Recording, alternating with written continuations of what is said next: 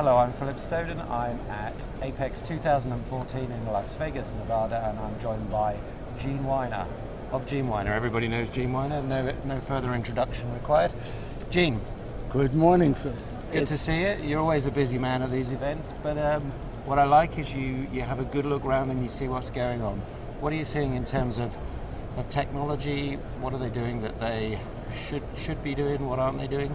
Well, first of all, I noticed a number of companies that had been old standbys are missing, such as the Christopher Group and Maltec. They're no longer here.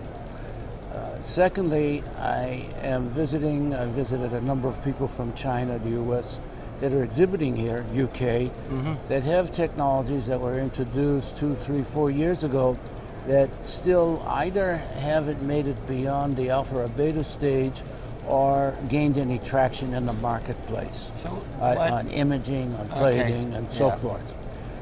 Third, I'm looking for new technologies. One of them is a little premature to show here, and the other showed up as a big surprise on a new additive system, and they presented it at the lunch yesterday at the annual meeting. And it's a process with a new twist that allows you to do HDI with no etching, very few steps. A company has apparently developed a photoresist with a catalyst in it to initiate electrodes plating that can be patterned and gives good adhesion and bite to just about every substrate we've seen. And they've been giving demonstrations on a computer and inviting people down to Carlsbad, California to view it. And trying to partner with a number of companies, and they've spoken to Weimera, to Technic and substrate people. And it looks like they have solved the problem that people have been trying to beat since the old days when GE and Lynchburg, Virginia, 40 years ago tried with Irv Ireland and Jerry Lordy. So let's loop back on some of those technologies, for example, the ones that haven't got past beta. And there are technologies certainly in the bare board market that seem to be constantly bubbling under and not getting to the surface. Additive is maybe one, inkjet is maybe another. Why do you think that is? Do you think it's lack of investment in that market, not enough margin for people to invest in new technology? A variety of reasons. First, I would say as many of these were underfunded and they underestimated what it takes to build a product that can be shipped reliably around the world and operate 3, 4, 5, 8,000 miles from your factory. Secondly, they didn't listen to the customers who said, yes, we'll try it. They thought they knew better what the customer needed than the customer in the real world wanted to know. Third, they never looked at the footprint in terms of height and width as well as just the footprint. Can you get it into the factory? How much ceiling space do you need? Fourth, what are the local regulations where you'll run? Fifth, you do all this wonderful stuff, but what about the return on investment? Have they written off what they have, and how much of a gain is there, if anything? Fifth, are there anyone else in a not-in-kind technology trying to do the same thing? And should you be collaborating? Seventh, have you partnered with anyone? This is, with the cost of development today, it's almost impossible to do. I'm looking at that new Energyne drilling machine with the wing design. And they exhibited all over Asia, they exhibited all over the world. They're not here today, they have someone smoking around. They've just finished model number 3, fired it up, they're running a few thousand panels a day, and they're still tweaking the assembly. They find that somebody didn't crimp a cable properly. Now we're talking a $300,000-$400,000 machine that's sitting idle because the cable wasn't crimped. And so it's kind of a lack of control, isn't it? It's kind of almost entrepreneurial, but without the manufacturing detail, without the business process. Without the management experience of what it takes to go to market in terms of time, money, without listening to customers, without the partnering. The other thing we did was this morning was the first face-to-face meeting of the new Ambassador Council of the IPC. A number of the Hall of Fame people are not really the retiring type. Yours truly. Dan Feinberg.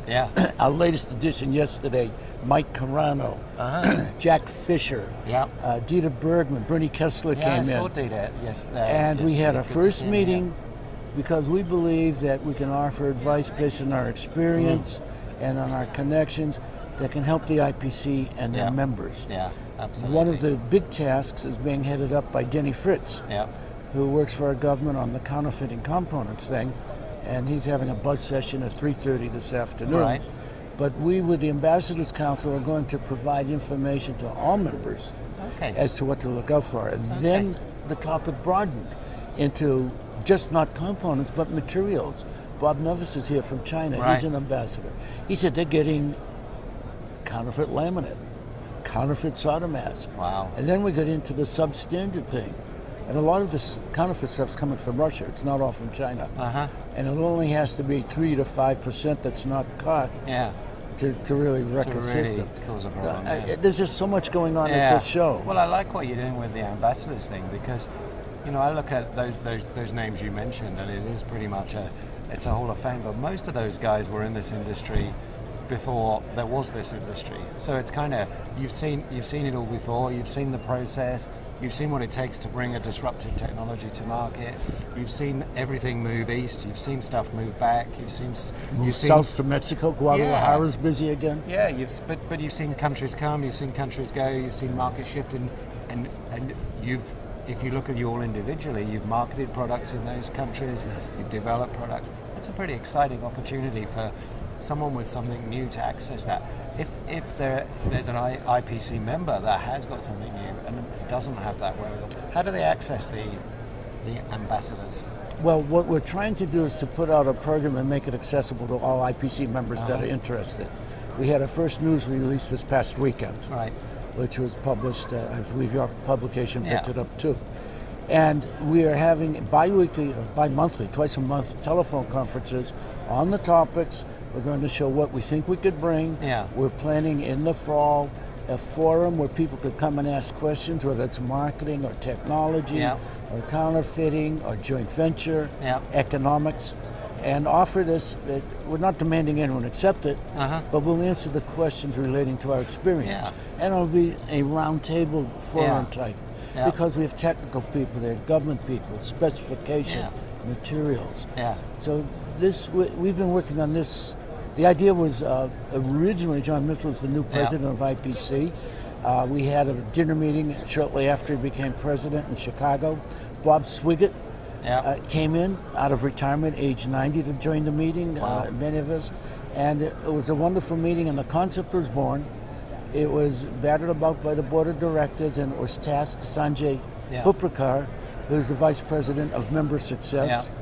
Dieter Bergman is our guide and chairman. Nice to see Dieter around. And we're moving along. And it will benefit all IPC members and anyone that deals with the IPC. We hope.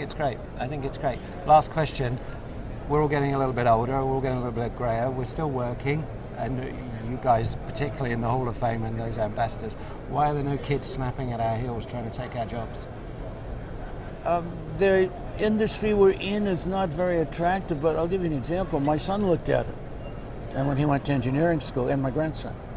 And my son looked at that and said, that printed circuit business is going nowhere. Unless you're Chinese and make 1 million boards, or you're looking at packaging, with Amcor or Intel or someone like that, and you look at 2.5D or 3D packaging, why bother? So my son says, I'm going in the software side, I'm going to double E.